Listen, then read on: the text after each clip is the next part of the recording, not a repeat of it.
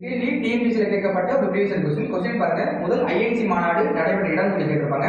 ஆப்ஷன்ல மும்பை, கொல்கத்தா, சென்னை, அதே மறுபடியும் கொல்கத்தா கொடுத்துருப்பாங்க. நான் வந்து அகமதாபாத் இருக்கேன். ஏன்னா இது முதல் 4 மாநாடு சரிங்களா.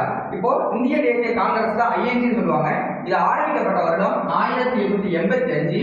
இந்திய தேசிய காங்கிரஸோட தந்தை அப்படின்னு கேட்டா யாரு கேட்டா ஏஓக்யூ சரிங்களா.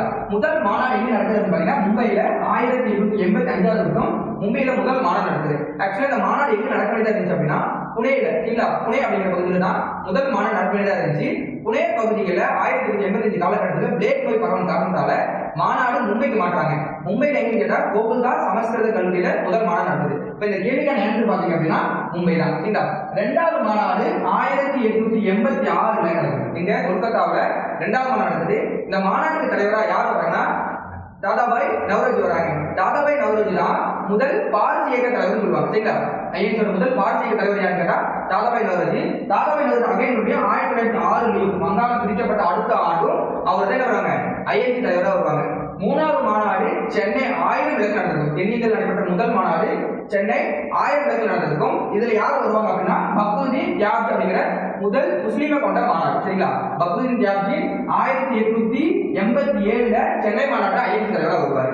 நாலாவது மாநாடு என்னன்னா அலகாபாத் நடக்கும் சரிங்களா. ஜார்ஜ் யூலே அப்படின்னு சொல்லிட்டு ஒரு ஆங்கிலேயர் இருக்கு சரிங்களா.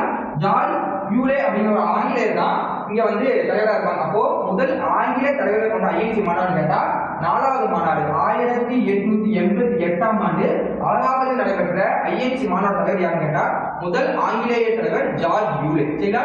முதல் பாரசீக தலைவர் யாருன்னு கேட்டா தாதாபாய் நவ்ரோஜி. முதல் முஸ்லிம் தலைவர் யாருன்னு சொல்லி கேட்டீங்கன்னா பக்ருதீன் தியாப்ஜி. சென்னை மாநாடு 1887. உங்களுக்கான கேள்வி முதல் ஆங்கில பெண்மணியை கொண்ட சரிங்களா. முதல் பெண்மணியை தலைமையாக கொண்ட மாநாடு எது? முதல் இந்திய பெண்மணியை தலைமையாக கொண்ட மாநாடு எது? இந்த ரெண்டு மாநாடு கமெண்ட்ஸ்ல சொல்லுங்க.